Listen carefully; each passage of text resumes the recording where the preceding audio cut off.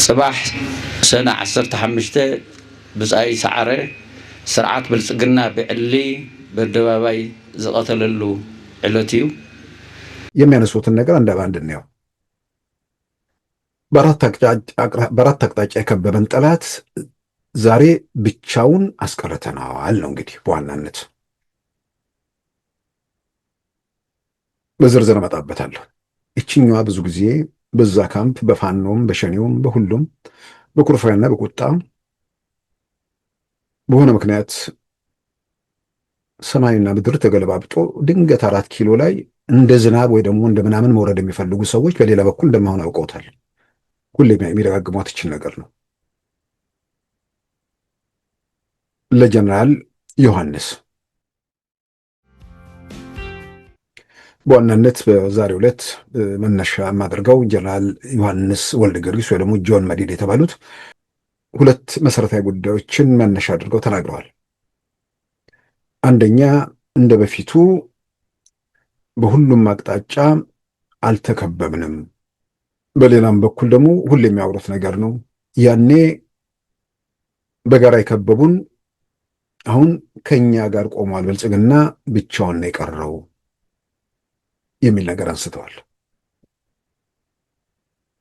ሁለተኛውን ቀደም ሲል ነው ያሉት፣ የአሁኑ ላይ የከበቡንን አሁን የከበበን የለም አንድ ኃይል ጋር ነው በሚል ያነሱት ነገር አለ። ይሄ ብዙዎች በእነሱ ካምፕ ያሉ ሰዎች ስለሚያነሱት እሱን ትኩረት ማድረግ፣ በሌላ በኩል ከትናንት በስቲያ ሰኔ 15 2018 የአማራ ክልል ከፍተኛ ባለስልጣናት እንዲሁም የኢትዮጵያ ጦር ኃይሎች ጠቅላይ ኤታማዦር ሹም ጀነራል ሰዓረ መኮንን እንዲሁም ቀደም ሲል በጡረታ ያወጡት ጀነራል ገዛኢ አበራ የተገደሉበት ቀን ነውና ያንን መነሻ በማድረግ እኚሁ ሰው ብልጽግና ጀነራል ሰዓረን የገደለበት ቀን ነው ብለው በአደባባይ ተናግረዋል። ባለፉት 8 ዓመታት እንደዚህ ብለው ያውቁ። ምናልባት እንደዚህ አይነት ሁኔታ ውስጥ የገቡት የአማራ ብሔርተኞች ከግድያው በኋላ ወዲያውኑ ማን እንደገደለ ለምን እንደገደለ አንዳንዶቹ ራሳቸው ገዳዮቹም ጉዳዩን ወደ ፌዴራል መንግስት በተለይም ወደ ጠቅላይ ሚኒስትሩ የወሰዱበት መንገድ ያን የአክቲቪዝም ኃላፊነት የማይሰማቸው ጠያቂ የሌለባቸው ሰዎች የሚያደርጉት ነገር ስለሆነ የዛን ጊዜ ቲፒኤልኤፎቹ እንደ መንግስት ነበር አክት የሚያደርጉት። ያኔ የሆነውን እየሆነ ያለውን በተሟላ መንገድ መረጃ አላቸው። ገና እኮ ከደህንነት ከምናምን መዋቅር እኮ ተጠርገው በደንብ አልወጡም ነበር። ጦርነቱ ሲከፈት እኮ በሀገር መከላከያ ሰራዊት የግንኙነት መምሪያ እኮ ዋና ኃላፊ እነሱ ናቸው፣ ቲፒኤልኤፎች ነበሩ። አንድ መምሪያ ማለት ነው። በኋላ ኮሚኒኬሽኑ ላይ ምን አደረጉ የሚለው በዝርዝር ስለተገለጸ ሰውየውም ደግሞ በተፈጥሮ ሞት ስለሞቱ እዛ ላይ ብዙ መቆየት አልፈልግም። ያኔ መንግስት ነበሩ፣ እንደ መንግስት አክት ያደርጉ ስለነበር እንደ አክቲቪዝም ዝቅ ማለት አልፈለጉም። አስከሬኑም በክብር ወስደው የቅብር ስነስርዓቱን እዛ ፈጽመዋል። አሁን ልክ የአማራ ብሔርተኞች ገና ለመነሳት ሲሉ እንዳደረጉት እነዛ ደግሞ ወጥተው ጨርሰው ወደ ታች መውረድ ሲንደረደሩ የሚያሳይ ነገር ነው። صباح سنة 15 بزاي سعره سرعات بالسجنة بعلي بالدبابي زقتللو علتيو ብዙ ጊዜ አንድ አካል ይሄንን አደረገ ሲባል ምን ሊያገኝ የሚል ጥያቄ መምጣት አለበት። የጀነራል ሰዓረ እያንዳንዱን ሂደት በተመለከተ ጠባቂው መቼ እንዴት እንዳደረገ አዲስ የአማራ ክልል ያለው መፈንቅለ መንግስትን ለማክሸፍ እሳቸውም በስልክ ባህር ዳር ምናምን ግንኙነት እያደረጉ በነበረበት ሰዓት ውስጥ ያ ጠባቂ ከበስተጀርባ ድንገት ተሽሎክልኮ መጥቶ እንደገደልና በኋላ ላይ የሆነውን ነገር ሁሉ ባለቤታቸው በዝርዝር በቪዲዮ ቃለ ምልልስ አውጥተውታል። በሆነ አጋጣሚም እኛም አሳይተነዋል። ይሄን ትተነው ግን አንድ ሰው ብዙ ጊዜ ነፍሳቸውን ይማርና የህዳሴውን ግድብ በዋና ፕሮጀክት ማናጀር የሆኑት ኢንጂነር ስመኘውን በተመለከተ እንዲህ አይነት ነገር ሲወራ ለምን ሲባል አይ ስላልፈልገው። ታዲያ ስላልፈልገው በደብዳቤ ማባረር ይቻል የለ? አይ ያማ ቁጣ ይቀሰቅሳል። ሰዎች ያስባሉ የሚሉ ሰዎች ይህን በሚሉበት ሰዓት የኢትዮጵያ ጦር ኃይሎች ጠቅላይ ኤታማዦር ሹም ጀነራል ሳሞራ የኑስ ከስልጣን ተነስተዋል በጠቅላይ ሚኒስትር አብይ ደብዳቤ። የብሔራዊ መረጃና ደህንነት ኃላፊው ኢትዮጵያ ውስጥ የሰቆቃ የስቃይ ምልክት የሆኑት አቶ ጌታቸው አሰፋ በደብዳቤ ተሽረዋል። ጀነራል ሳሞራ በክብር እኚኛው ደግሞ በቁራጭ ደብዳቤ ተሸኝተዋል። ይሄንን ማድረግ የሚችል ሰው የፕሮጀክት ማናጀር ምናምን ማንሳት ለምን ይከብደዋል? ይህንን አይጠይቅም።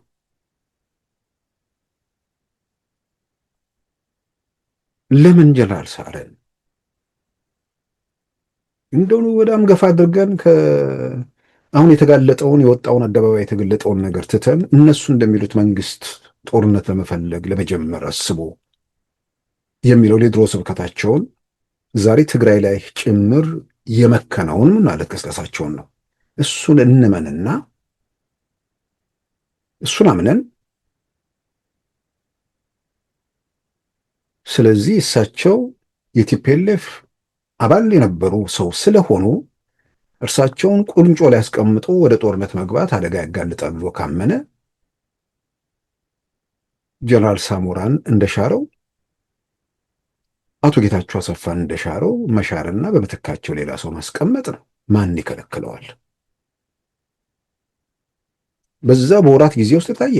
ስልጣን ላይ መጣው መንግስት እኮ እያንዳንዱ ተጨማሪ ቀን ተጨማሪ ጉልበት ነው እኮ ተጨማሪ አቅም ነው።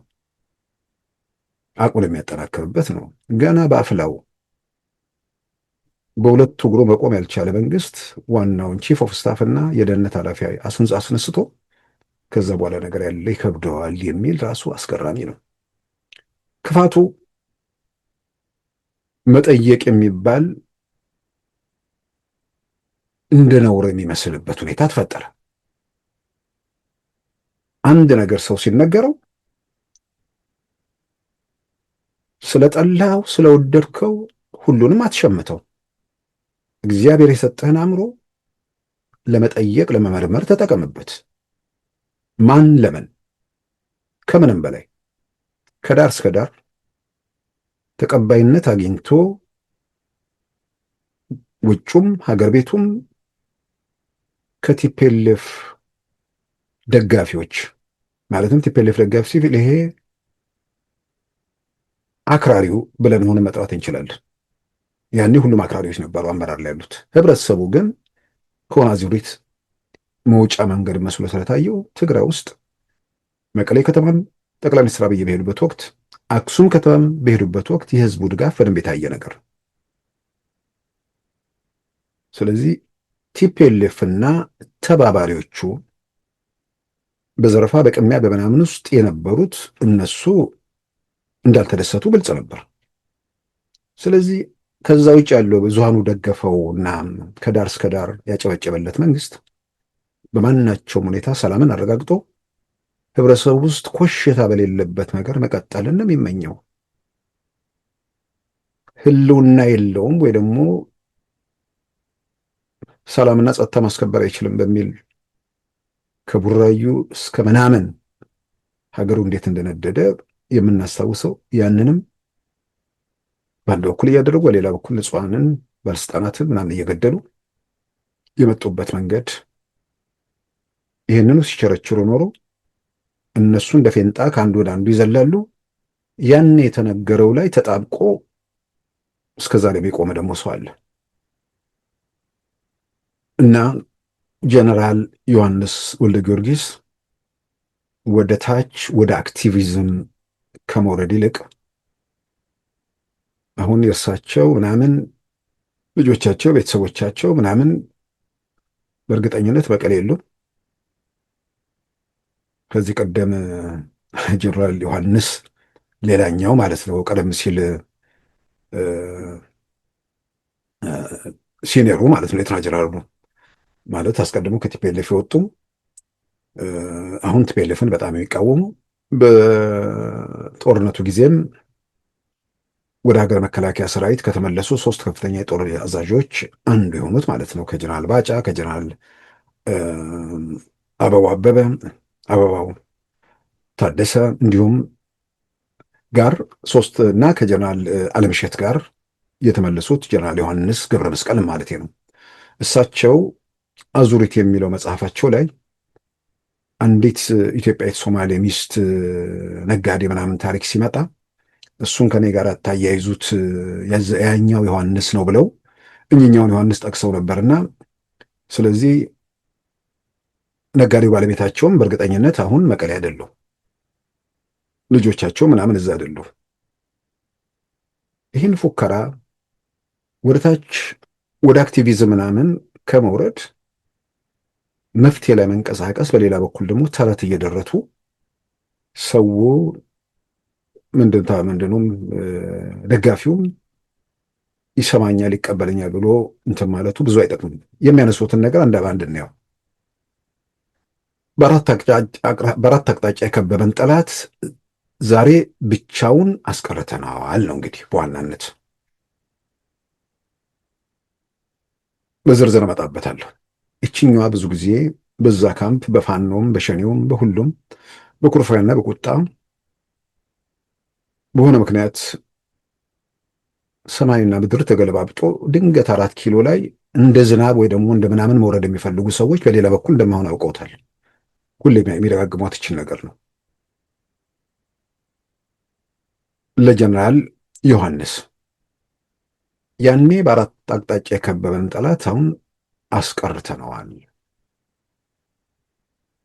ያኔ በአራት አቅጣጫ ስትከበቡ ነበራችሁ እኮ፣ ዛሬ እኮ የላችሁም።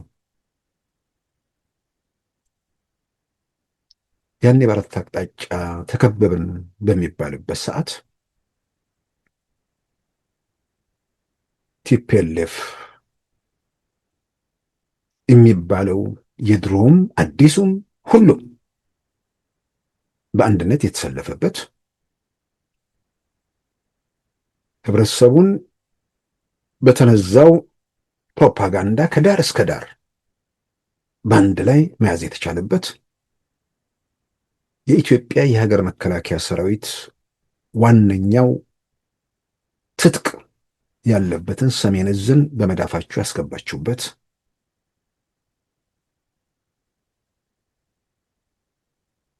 ያ ብቻ ሳይሆን ጦርነቱ ሲጀመር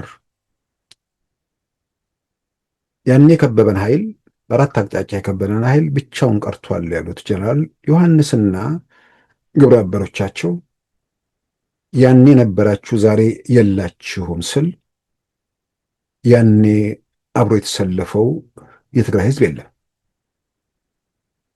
ጄኖሳይድ ሊፈጸምበት ነው እያላችሁት አለማመን ብቻ ሳይሆን የዛሬውን አለማመን ብቻ ሳይሆን የትላንቱን ጭምር መጠራጠር ውስጥ ገብቶ በአውሮፕላን ብቻ 290,000 ሰው አዲስ አበባ ገባ። ወደ ተለያዩ ኢትዮጵያ አካባቢዎች ተሄደ። በአውቶቡስ የተጓዘው ደግሞ ስፍር ቁጥር ነው። በየቀኑ ሰዎችን እያነቃችሁ እያስገደዳችሁ ለማሰለፍን በምታደርጉት ጥረት ውቆ ላይ ምናምን የወጡ መረጃዎች እምቢ ያሉ ሰዎችን በጥይት በአደባባይ ገላችሁ፣ ከመኪና እያመለጡ ሰዎች ራሳቸውን እየሳቱ ወደ ሲኦል የሚደረግ መንደርደር እንደሆነ ህብረተሰቡ ግልጽ እየነገረ ባለበት ሁኔታ ውስጥ ያኔ በአራት አቅጣጫ የተከበበው ዛሬ ግን የሚቆምበት መሬት ጭምር ረመጥ ሆኖበታል። የህዝብ ድጋፉን አጥቷል። ያኔ የሰበሰበው የሰሜን ዕዝ መሳሪያ የተደበቀው ምን ያለውም ዛሬ የለም።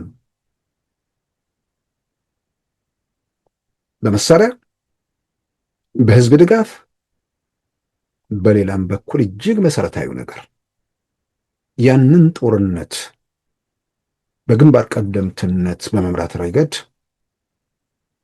የሚጠቀሱት ዋና ዋናዎቹ የጦር ጀኔራሎች መቼም እሱ ላይ ጥያቄ የሚነሳ አይመስለኝም። ከጀኔራል ጻድቃን በላይ እዛ ላይ እንግዲህ ወታደራዊ ምናምን ነገር የሚጠቀስ ሰው አለ? በጦርነቱ ጊዜ እኮ በፈረንጆቹም በምንም እኮ ተጻፈልን እኮ አፍሪካዊ ጀነራል ምናምን ሲባል የነበረው ምግበ ወይ ደግሞ ዮሐንስ ወይ ምናምን እየተባለ አይደለም፣ ጀነራል ጻድቃን እየተባለ ነው። ብቻ አይደለም ሌሎቹ ጀነራሎች አሁን የት ነው ያሉት? ያኔ ተከበብኩ የሚለው ኃይል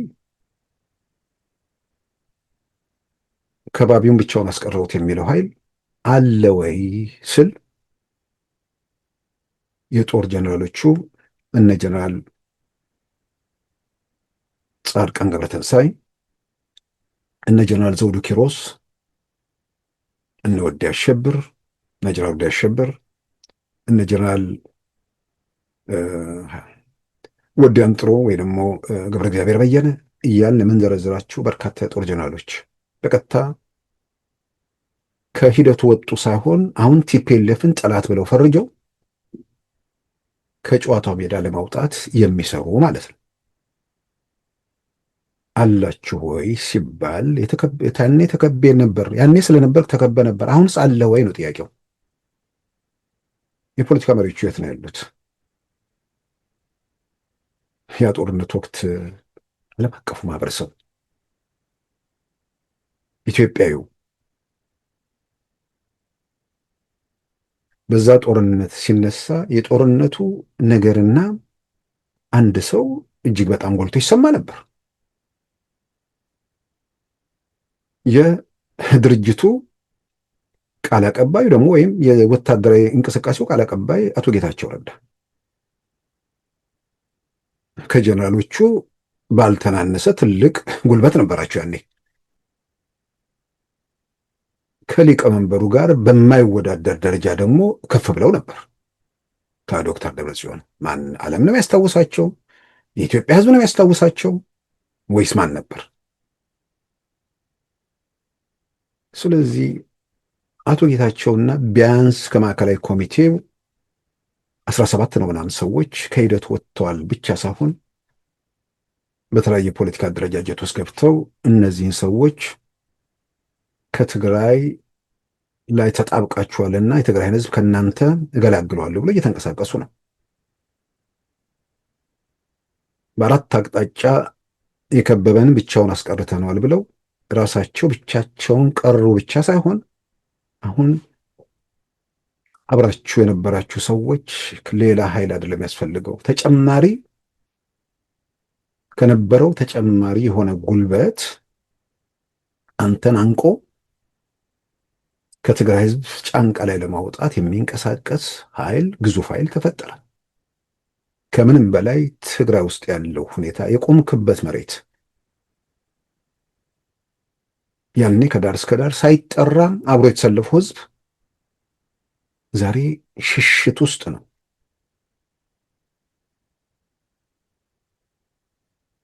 ምናልባትም መሸሽ ያልቻለው በደንብ ድምፆች የጥይት ድምፅ ሲሰማ ወዴት እንደሚተኩስም ማንም እርግጠኛ መሆን አይቻልም። ውስጥ ገብቶ ስራ እየተሰራ አይደለም ብዬ አላምንም። ስራ ባይሰራ እንኳን ዘላለም ሞት ከሚደግሱ ስቃይና መከራ ከሚሰንቁ ሰዎች ጋር የትግራይ ህዝብ የትግራይ ወጣት በዚህ መከራ ውስጥ ለመከራ እኮ አልተፈጠርንም እያሉ ነው። ሁሌ በተከበብን፣ ሁሌ ልንጠፋ ነው። አንተም ሳትመጣ የነበረ ጥንትም የነበረ ወደፊትም የሚኖር በጠባብ ክልል ውስጥ ሳይሆን በሰፊው ኢትዮጵያ ውስጥ በባለቤትነት የትኛውም አቅጣጫ በንግድም በፖለቲካም በሁሉም ተዋናይ ሆኖ የቀጠለ የነበረ አሁንም የሚቀጥል ማህበረሰብ ነው። ጥቂቶች ተደራጅተው ኢትዮጵያን ለመዝረፍ ሲሉ እንደ ሰብአዊ ጋሻነት ይዘው እስከዛሬ ድረስ መጥተዋል። ያ ነገር በኪሳራ በውድቀት ተደምድሟል። ያተረፉበት አሉ፣ ህዝብ ግን በጋራ ተጎድቶበታል። ስለዚህ ብቻችንን አይደለንም የሚለው እንግዲህ አንድ ህዝቡን፣ ሁለት መሳሪያ፣ ሶስት ወታደር አዛዦቹ፣ አራት ፖለቲካ መሪዎቹ የነበረው አሁን የለም። በሌላ በኩል ዓለም አቀፉ ማህበረሰብ ያን የኢትዮጵያ ህዝብ መንግስት እኮ ትልቅ መከራ ላይ ወደቀው እኮ ጦርነት አቁም ነበር። አቁም ብቻ አይደለም ማዕቀብ፣ ጦር መሳሪያ መሸጥና እንዳይሸጥ የሚለውን ጨምሮ የኢትዮጵያ መንግስት እኮ በማዕቀብ ውስጥ እንዲያልፍ የተደረገው ምዕራባውያን ሚዲያዎቹ የፈጠሩት ጫጫታ። ዓለም ላይ እኮ ዓለም የተነሳባት ኢትዮጵያ የሚመስል ነገር ነበር። ኢትዮጵያ ልፍ ቀላል ነገር አይደለም ያደረገው።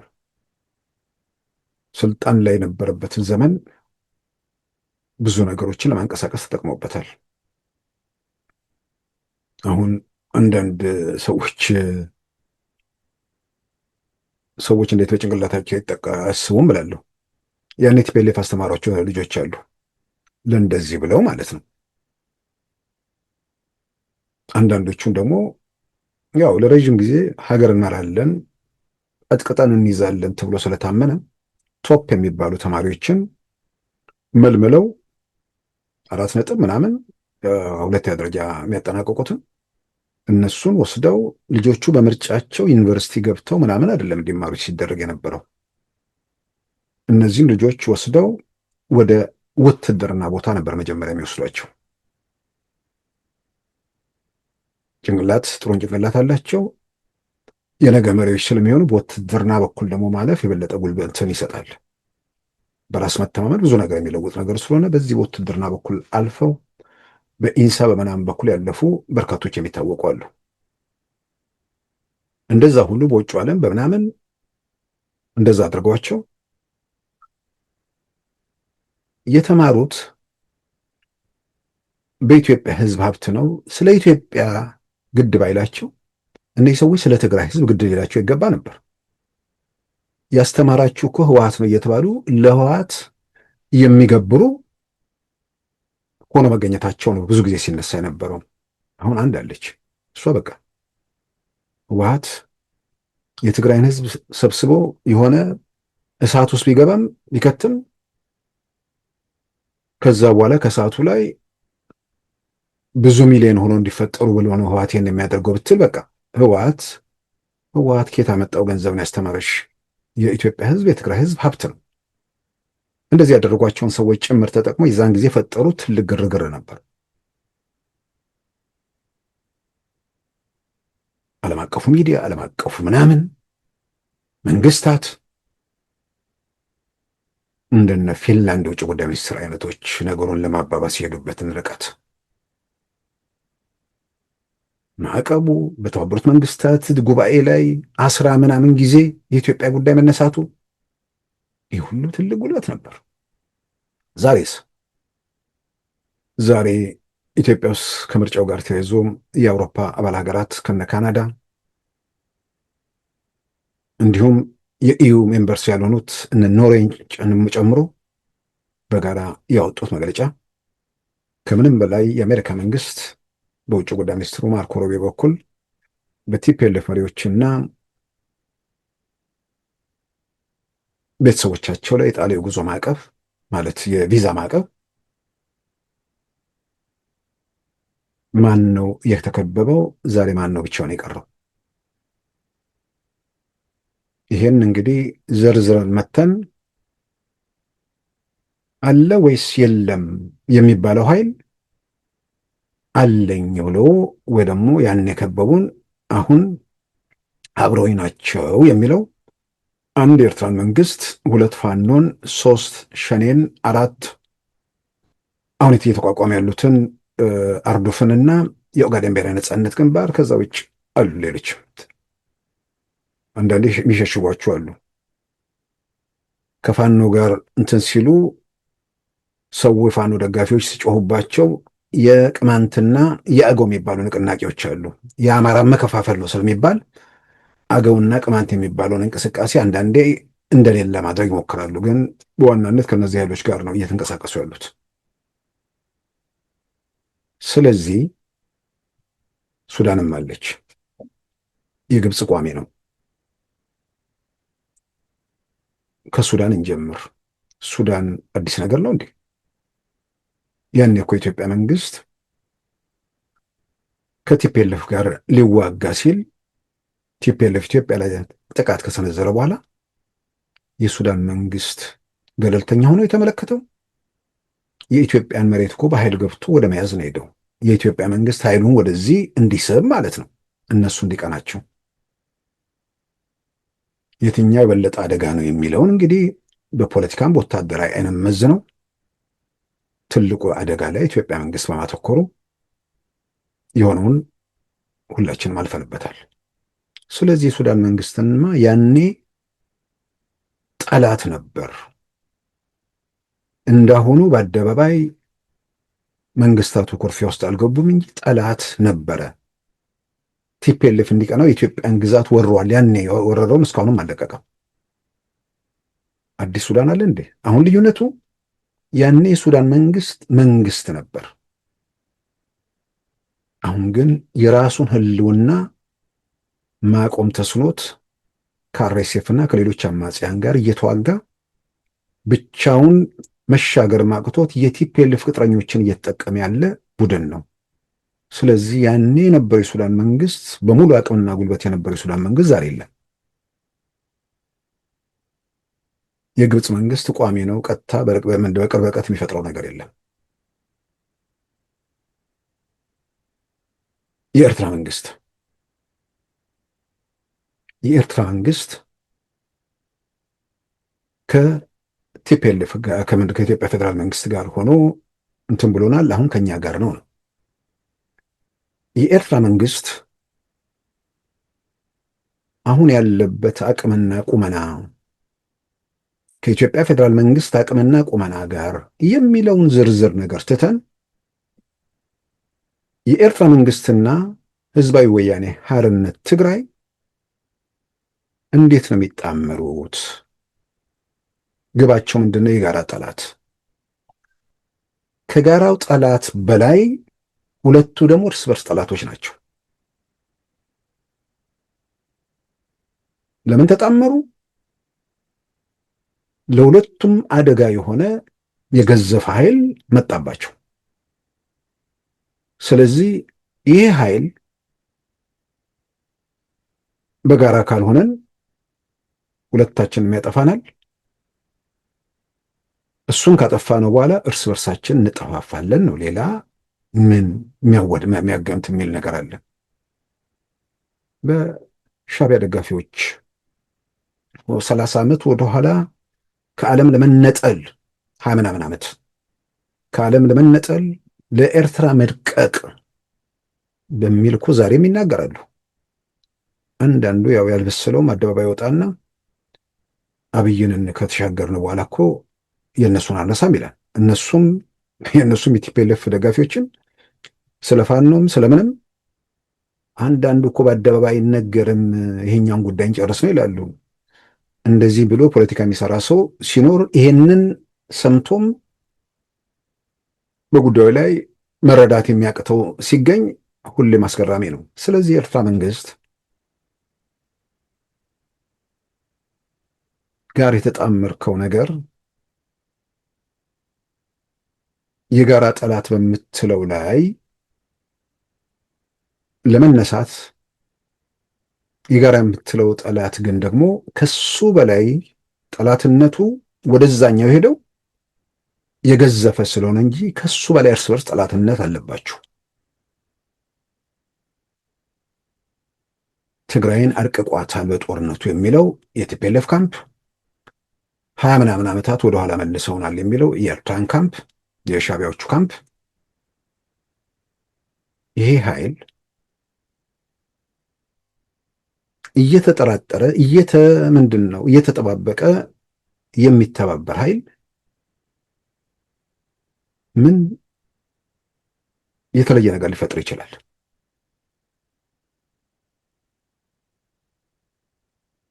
የኢትዮጵያ መንግስት ያለበትን ቁመና፣ አቅም፣ ዓለም አቀፋዊ ሁኔታውን፣ ትግራይ ውስጥ ያለ የተፈጠረውን ነገር፣ የትግራይ ጦር ጀነራሎች፣ የቲፒኤልኤፎቹ፣ የፖለቲካ መሪዎቹ፣ የትግራይ ህዝብ ጥያቄና ቁጣ ከምትጠራጠረው የኤርትራ መንግስት ጋር በምትፈጥረው ትብብር ያን የከበቡን ብቻውን ቀርቷል የሚለው በዚህ መንገድ ያዋጣሉ ወይ ነው። የኤርትራ መንግስት አሁን ባለው አቅምና ቁመና እናንተን ደግፎ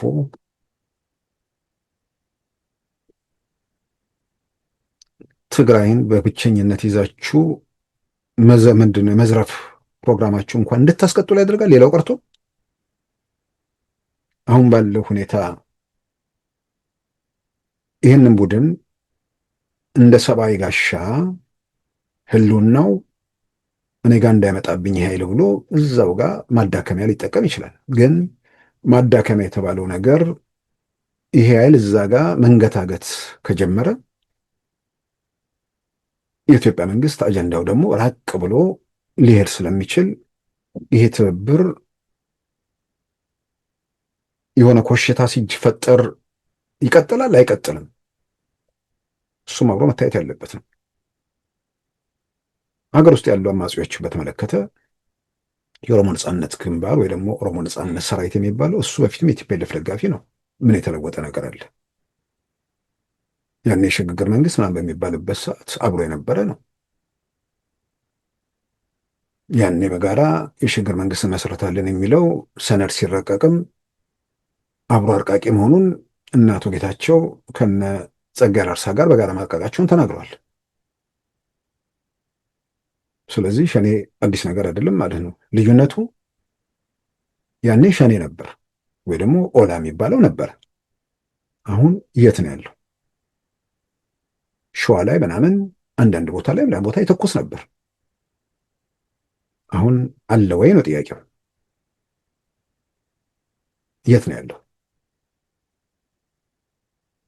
ፌስቡክ ላይ ያለ፣ ኤክስ ገጽ ላይ ያለ፣ ከዛ ውጭ የሆነ ሰፈር ውስጥ እንደ ሽፍታ ይንቀሳቀሳል። ፋኖ ነው ቀጥሎ ያለው። ፋኖ ያኔ ከኢትዮጵያ ሀገር መከላከያ ሰራዊት ጋር ሆኖ የተንቀሳቀሰ ፋኖ አለ።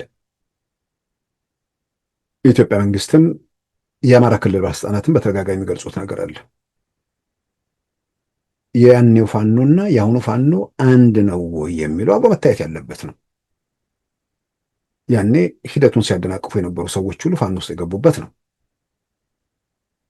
በዛ ሂደት ውስጥ ደግሞ ተዋናይ የሆኑ በደንብ የተሳተፉ ሰዎችም አሉበት ፋኖ ውስጥ። አሁን ጥያቄው 2015 ሐምሌ ወር ላይ አየሩን የተቆጣጠረው የአውሮፕላን በረራ ለ2 ቀን ይሆን እንዲቋረጥ ምክንያት የሆነው ያ ፋኖ የሚባለው ኃይል የት ነው ያለው? በኢትዮጵያ በ501 የምርጫ ክልሎች ምርጫ ተደረገ ማለት የኢትዮጵያ ሕዝብ ጠቅላላ ምርጫ ሂደት ውስጥ ገባ ማለት ነው። ትግራይ ውስጥ ከተካሄደውና 8 ምርጫ ክልል አማራ ቀረው። ስለዚህ ያ አሁን ፋኖ ኖረ ተሰለፈ አልተሰለፈ ብቻ ሳይሆን ከቲፒኤልኤፍ ጋር የፈጠረው የፋኖ ትብብር መሬት ላይ ከመደቆሱ በላይ አልደቆሰውም ወይ? የተፈጠረውን ጫጫታ በዚህም በዚያም እያየን ነው። የምክንያት ክርክሩን ትተን ማለት ነው። የጠቅላይ ሚኒስትር አብይን መንግስት ፋኖ ብሎ የሚንቀሳቀሱ ኃይል የሚጠይቀው ህወሓት የሰራውን ወንጀል ነው። የጠቅላይ ሚኒስትር አብይ ደግሞ መንግስት መልስ ያንን በምክክር ኮሚሽን እንፍታው ነው። ደጋግመን እንደምንለው ስልጣን ያለው መንግስት ይሄንን አጎደለ፣ ይሄንን ይመልስልን የሚል ጥያቄ ሰምቼ አላውቅም። የሚነሳው ነገር ህወሓት የሰራው ነገር ነው። የሚረሳው ነገር ሸኔ የሰራው ነገር ነው። ስለዚህ ይሄ በምክንያት የሚያስበው ችግሩን እፈታለሁ ብለህ ችግሩን ካልፈጠረው ኃይል ጋር ውዝግብ ውስጥ ገብተህ ችግሩን ፈጣሪዎች ጋር ደግሞ ተሰልፈ እንደገና ለመንገድ መሪነት ለተጨማሪ ጭቆና ስትንቀሳቀስ እንዴት ነው ነፃ ወጣሃለሁ የሚለው ህዝብ የሚደግፍ? የተፈጠረውን ነገር እያየን ነው።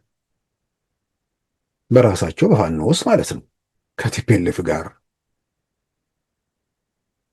ከማንም ጋር እንደመተባበር እንዳለብን ማንም ሊነግረን አይችልንም። ከማንም ጋር የምትተባበርበት ምንድን ነው? ዓላማው ነው። ከአልሻባብ ጋር ተባብረ ምንድን ነው የምትፈጥረው? ከአይሲስ ጋር ተባብረ ምንድን ነው የምትፈጥረው? ዓለም አቀፍ ሽብር የምትፈጥረው? የምትተባበርበት ዓላማ በትብብሩ የሚገኘው ውጤት ከትብብሩ በፊት የተወሰደብህን በትብብሩ የምታስመልሰው ነገር ምንድን ነው ነው። ይህን የሆነ ቦታ ላይ ጥደህ ሁሉ ጊዜ ተረት እየመገብክ ልብ ወለድ ድርሰት እየሰበክ የሚሄደውን ሳይሆን የሚጠይቁ አያሌ ሚሊዮኖች ስላሉ ቲፒኤልኤፍ ጋር ትብብር ፈጠረ ሲባል ለመንገድ መሪነት የታጨውን ፋኖን ከወዲሁ የውግዘት ማዕድ እየወረደበት ውስጥ ባለውም ሁኔታ ክፍል መፈጠሩ እየታየ ነው። እርግጥ አሁን የተጀመረ አይደለም። አቶ ስብሃት ጋር ቁጭ ብለው የፋኖ ሰዎች ስለ ኢትዮጵያ ሰላምና ብልጽግና ስለ ልማቷና ስለ ምናምን ሲያወሩ የዚያን ቀን ደንግጠው ከዛ በኋላ ደንብረው መመለስ ያቃታቸው ሰዎች አሉ። ስለዚህ ፋኖ የለም መግለጫ አይሰጡም ማለት አይደለም። ገጠር ወረዳ ምናምን አይሽሎኮልኩም ማለት አይደለም። የሆነ ነገር ለመለወጥ የሚያስችል እንደ ደጋፊ ሊቆም የሚችል ፋኖ የለም ብቻ ሳይሆን ከቲፒኤልኤፍ ጋር ትብብር ፈጠረ ሲባል ያሉትንም ደጋፊዎችን ያጣና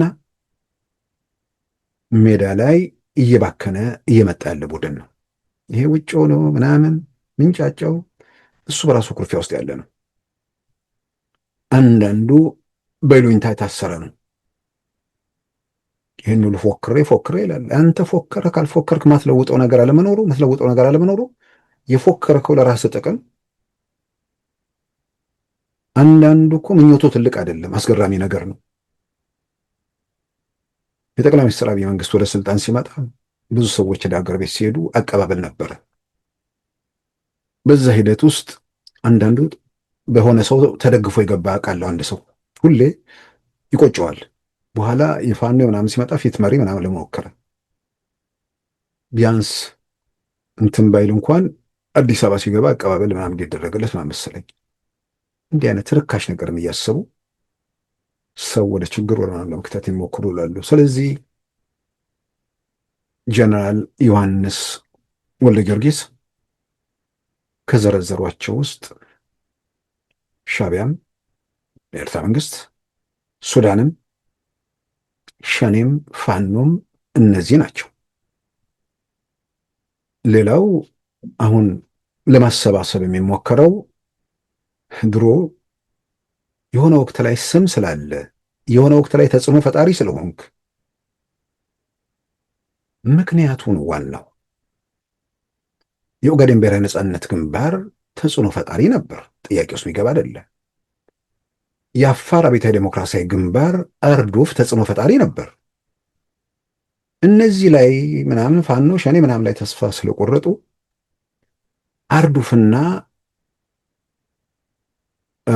ኦጋዴን ብሔራዊ ነጻነት ግንባርን እዚሁ ስለማሰለፍ ያው እንቅስቃሴው ተፈተፉ እንግዲህ ቀጥሏል።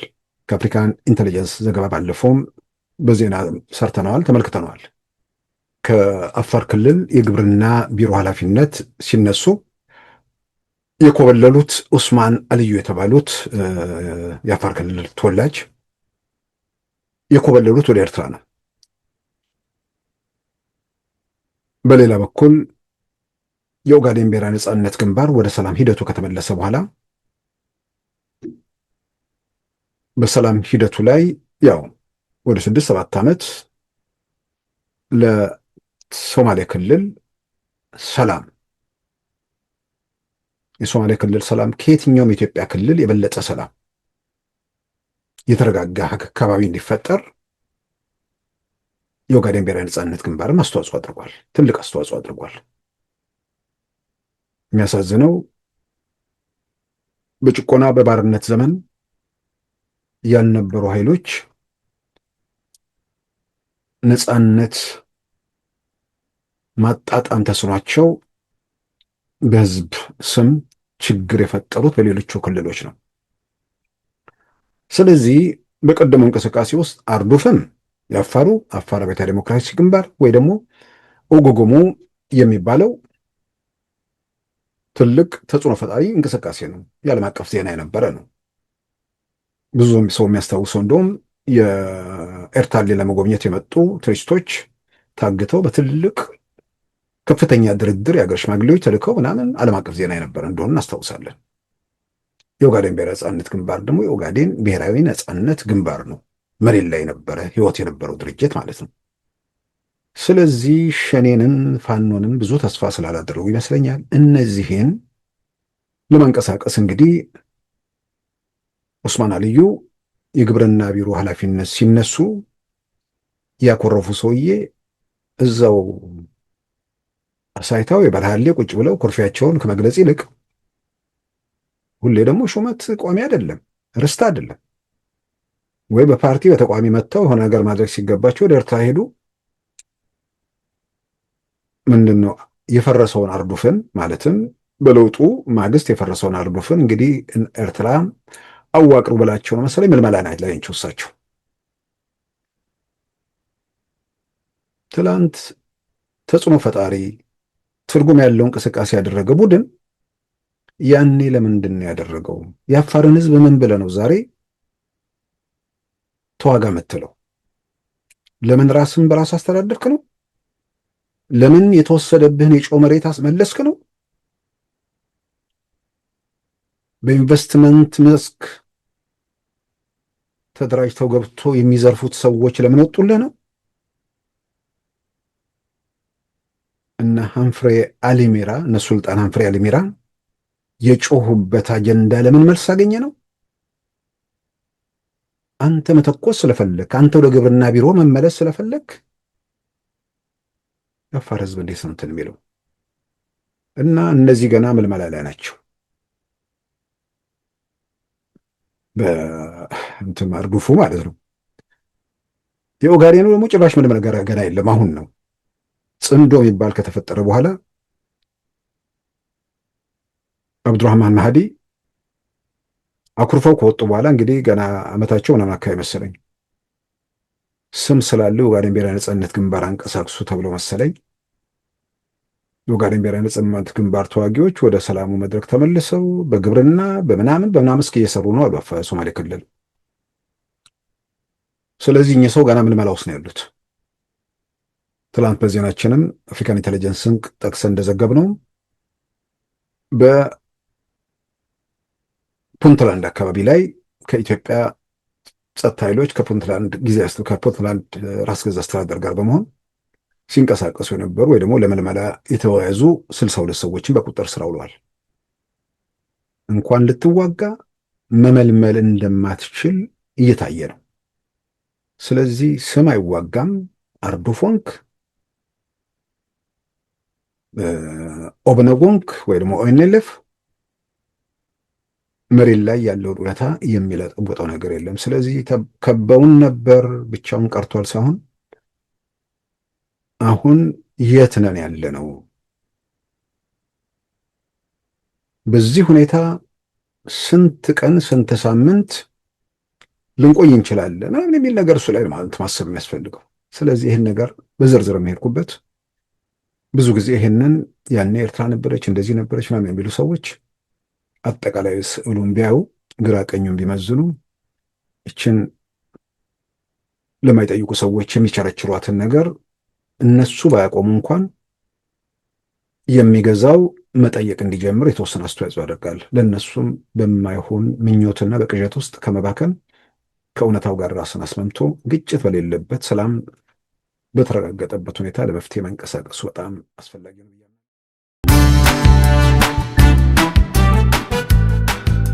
ሉዓላዊ ሚዲያን ይደግፉ። ስራዎቻችንን ለብዙ እንድናደርስ ሰብስክራይብ፣ ሼር፣ ላይክ በማድረግ ሉዓላዊ ሚዲያን ያጠናክሩ። እውነትን እንዘግባለን፣ ኢትዮጵያዊነትን እናቀነቅናለን። መድረኩ ግን ለሁሉም አመለካከት ክፍት መሆኑን እናረጋግጣለን።